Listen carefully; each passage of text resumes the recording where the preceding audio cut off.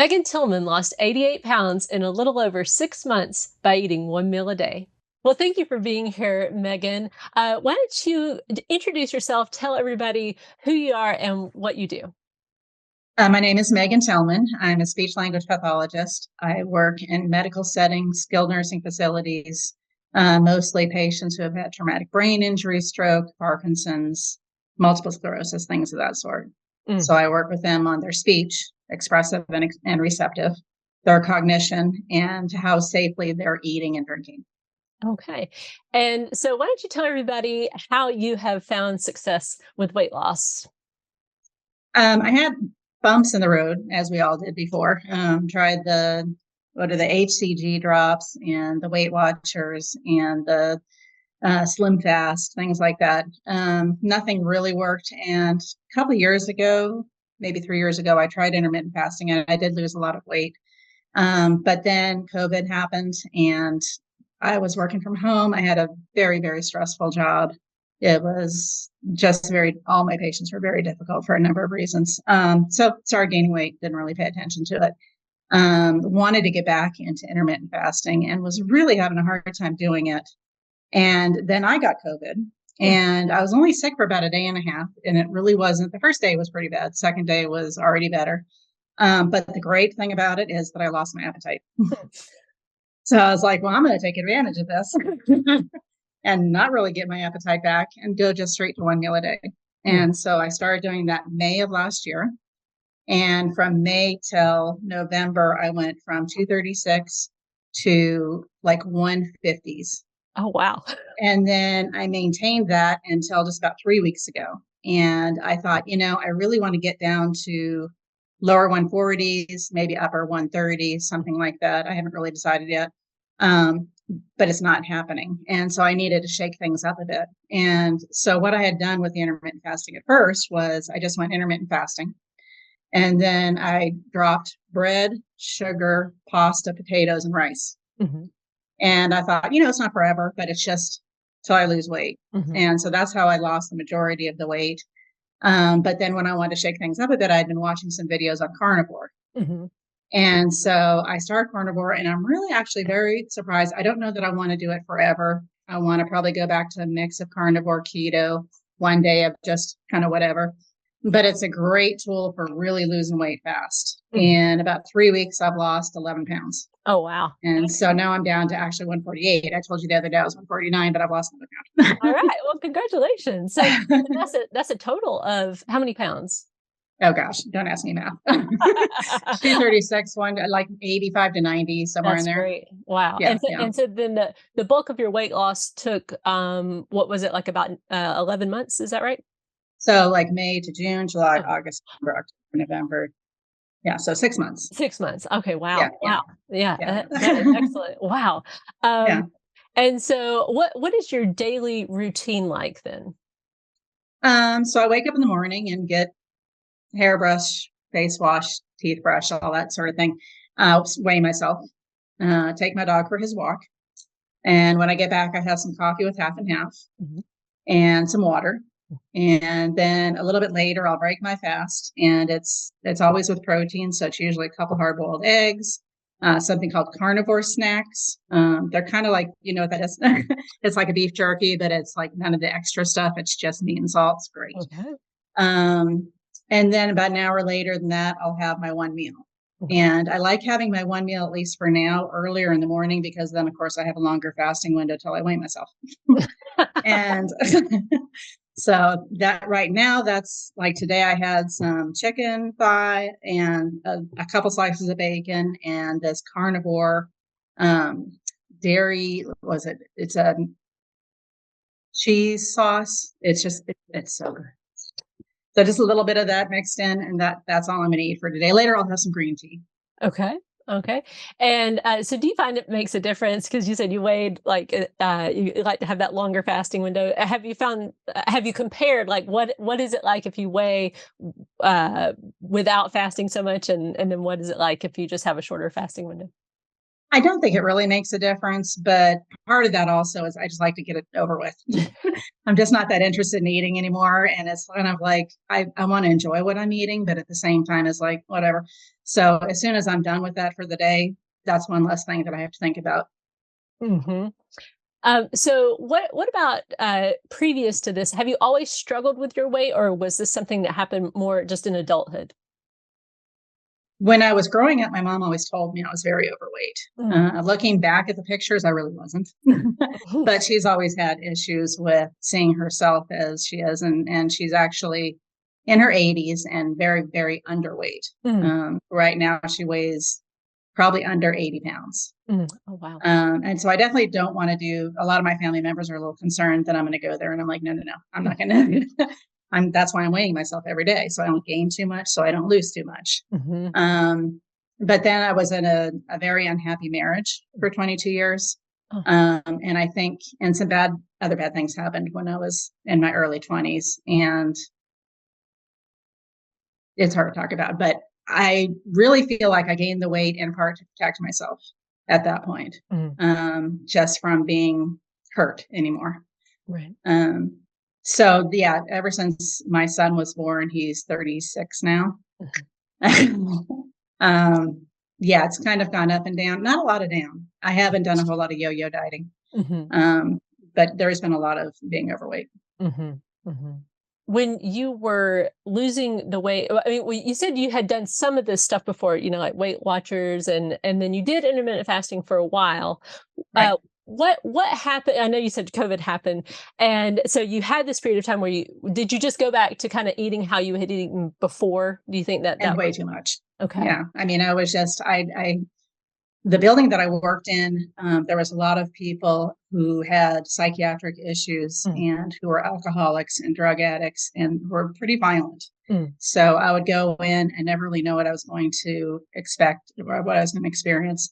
And so there was a lot of people who were throwing things at me, trying to hit me, yelling at me, screaming at me, a lot of that. So it was just very, and then I'd come home and just eat because I was just so stressed from the day. mhm. Fortunately, I have such a better job right now. Oh, good. And like the worst I get is I'll go in and somebody be like, I really didn't sleep very well last night. Can we just hold off till tomorrow? And I'm like, yeah. Right. That does sound a lot better. So yay. Yeah. So do Yeah. you think that was a big part of the success, was switching jobs, or was it more just the intermittent fasting? It was part definitely the lower stress level in Mm, my life, but also like kind of everything. I had moved cross country. I was living in California before, and now I'm living in North Carolina. And really, just kind of everything in North Carolina is just so much more laid back and relaxed. Since coming here, I've really, my dad lives here, so I've gotten to know him better. mm, I've come closer to my faith than I have been for a long time. I started reading the Bible every day, reading from Proverbs every day, mm. meditating, exercising more. So it's a whole lot of things. Right. It's Yeah. like a holistic just Yeah. approach. Yeah. Yeah. Okay, so you obviously have had times where you've stress eaten in the past. So what do you do now when you're feeling stressed? What do you go to? Well, I either meditate or I paint. You should Mhm. see my paintings here. Oh, wow. Oh, beautiful. I take a walk with my dog, and just a lot of different things. I Mhm. just, and I also put little post-it notes up on my cupboard, and it changes from day to day what it's going to be, or from week to week at least. I'll write myself a little note like, what's going to make you happier? Mm, Is it going to be eating this thing and enjoying it for just a minute, or sustaining and knowing that I did what I want to do and what's better for me? mm. And then I say, like, another one will be like, are you actually hungry? So I'll just think about these things before I open that cupboard to get a plate or a bowl out. Right. So that's really helpful. Yeah. Well, so are there any challenges that you still face when it comes to weight loss? Probably my biggest one is visiting my dad because he is an amazing cook. Mm, And so it's really hard to not eat what he's what he's cooked. In mhm. fact, I'm going to go see him a couple weekends from now. And so my plan for that is I'm probably going to eat whatever, but I'm just not going to eat it all. Okay. So I will take what I want and then just eat Okay. half. Gotcha. Eat a Gotcha. couple bites, just Right. hopefully I'll be able to stick to that. So Hmm. Yeah. Yeah. and if not, then I'll just lose that the next week of carnivore. Right. Right. Yeah. So, yeah, I was going to say, do you have times where you do go off of carnivore or keto, or are you like really, really strict with that? When I was doing the keto, I had 1 day a week where I allowed myself a little extra wiggle room. I don't, a little extra wiggle room can get to be a lot of extra wiggle room if I'm not careful. Mm-hmm. But right now I decided my boyfriend does a lot of 30-day challenges, Hmm. and that inspired me to do just a 30-day challenge of the carnivore. Okay. And so during this 30 days, I'm being very strict. I'm Mhm. not doing anything at all that's not carnivore. And actually, speaking of post-it notes, I put a little post-it note up every day saying how many more days I have, and then I send that to him. He's overseas right now, and so because I know that I'm sending it to him, and I'm not going to lie to him, Right. then I know that I have to stick to Right. that. Right.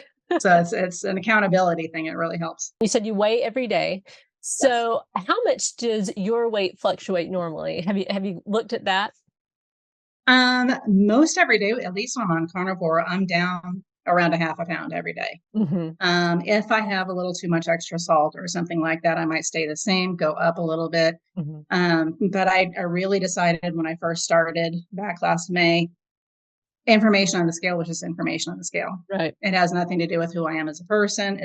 I'm not going to judge myself over it. And then I also do the 7 day average thing too. So Mhm. I'm looking at the scale every day.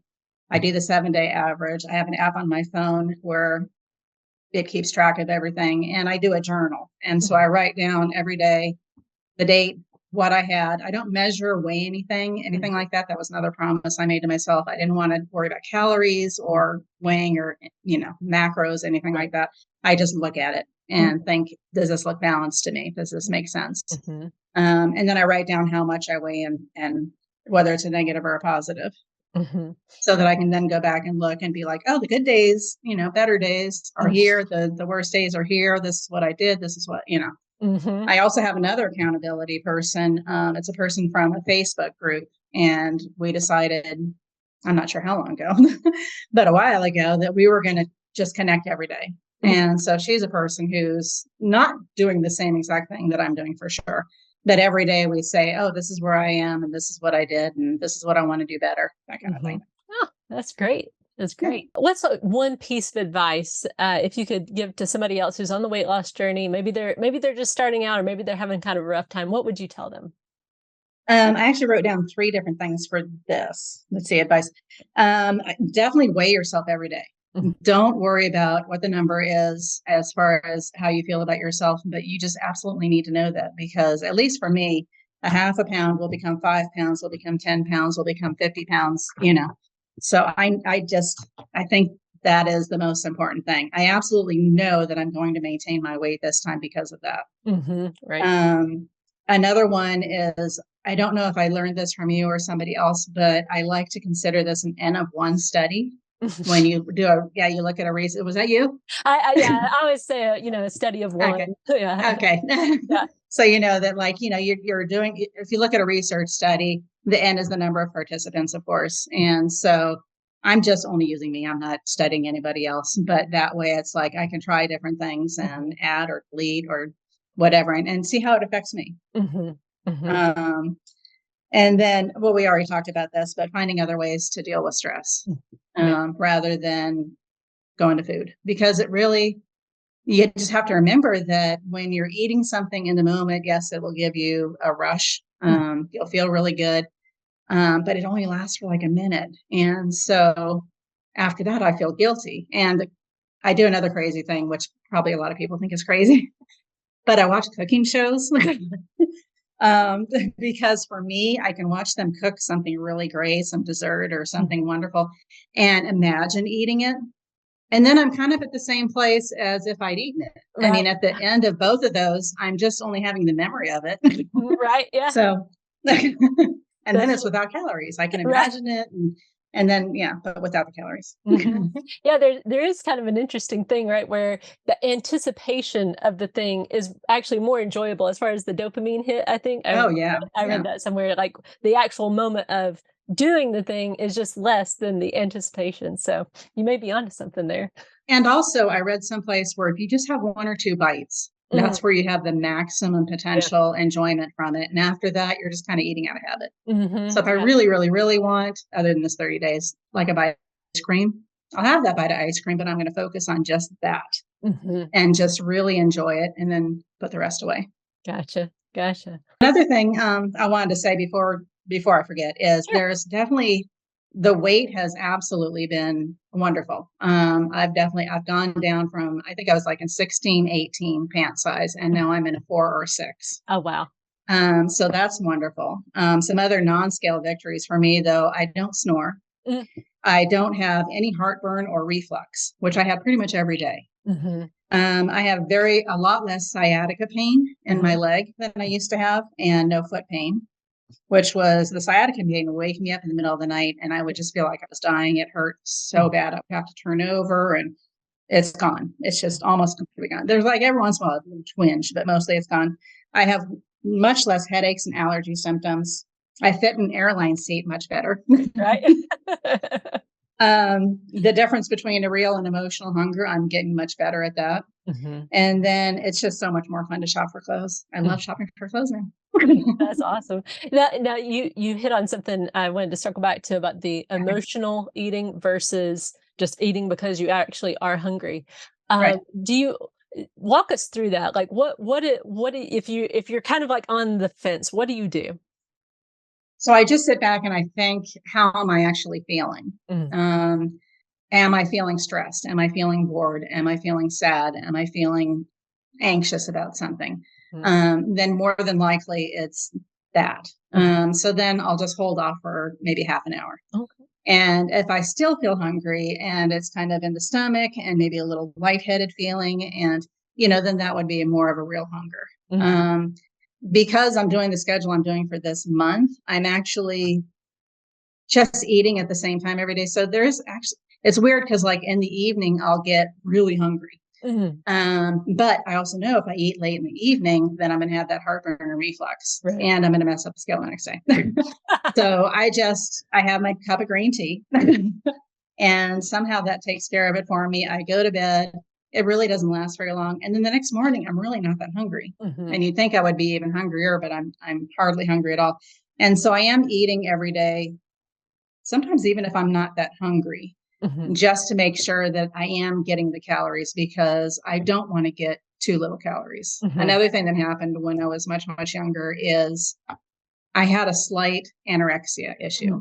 Mm. Mm. There was a period of time where I had a lot of different stresses going on, and I stopped eating.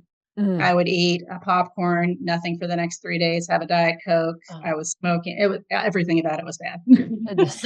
And I lost about 30 pounds in a month. Mm. Mm. And I couldn't figure out why I was doing that, but I couldn't stop doing it Mhm. until I took a psychology class, and we got to choose what we wrote our paper on. And I decided to write it on anorexia. Mm. And as soon as I read that people who have anorexia oftentimes will do that because they feel like everything in their life is out of control. Mm. And that's one thing they can control. Right. If they're hungry and they don't eat, that's something they can control. Mm. So I don't want to ever go back there. Mhm. It could be something, especially with my appetite being as little as it is right now, it could be something that I could go back to, but that's why I do make myself eat every day, Mhm. whether I want it or not. That sounds Right. crazy, but No, that sounds yeah, perfectly sane, actually. yeah. It sounds like a really good idea. So when you were maintaining, so how long did you maintain before you decided to lose more? It was November, December, January, February, March, April, May. So 7 months. Okay, and so during So, that. and I was not that unhappy in my 150s. Mhm. I was like, Right. the reason I want to go below that is because I'm 5'5", and Okay. 149 and below is a healthy BMI. Mhm. And so I just want to be below 149, but also enough that if I go visit my dad or go on another trip or, Mhm. whatever, that I'm not going to be boom right back into Right. overweight. Right, you have, like, a little buffer there. Yeah. Right, yeah. And so Yeah. when you were maintaining, did you, have, like, a range? Like, did you just say, like, "I wanna be in, like, a 5-pound range, 10-pound range," or how did you think about that mentally? I was really kind of shooting for 5, but I ended up going back and forth between 151 to 159. Okay, yeah, which I think And is very normal. yeah, yeah. I like to So ask people because it seems like about a 10-pound range is what people yeah, tend yeah, to just naturally. My husband doesn't have a weight problem, but yet his weight is about 10 pounds, right. depending on what time of year and that kind of thing. So, Yeah. okay. And And so when I started carnivore, I was 159. mhm, And so, like I said, I've lost 11. So I've gone from 159 to 148 as of today. right, that's So it really, it's kind of an amazing thing. I mean, my stomach feels good. I've always had mhm, stomach issues. My energy is good. I'm thinking mhm. clear. Just a lot of, I was kind of surprised at how well it's been working. That's awesome, and welcome into the normal BMI range, right? Like that just happened Yes. Yes. recently, yeah. I was so All happy when that happened. Well, I that was that is texting everybody, oh my God, I'm normal BMI. Yeah. All right. Well, is there any question I didn't ask you that you wish I would have? um, Well, actually, I think you had asked before about like what was the decision to get me into it. And actually, one of the things I had forgotten to say was my doctor had said that my liver was starting to get fatty, Mm, and that scared me. mhm. I've worked with a lot of patients with liver disease, and I do not want that. So that was one of the things. Okay. Thank you so much, Megan, for being here and for sharing your story. I really do appreciate it. Thank you. I hope you found this video helpful. And if you would like to ever be interviewed as a success story, please reach out to me at interviews@sixmilesofsupport.com.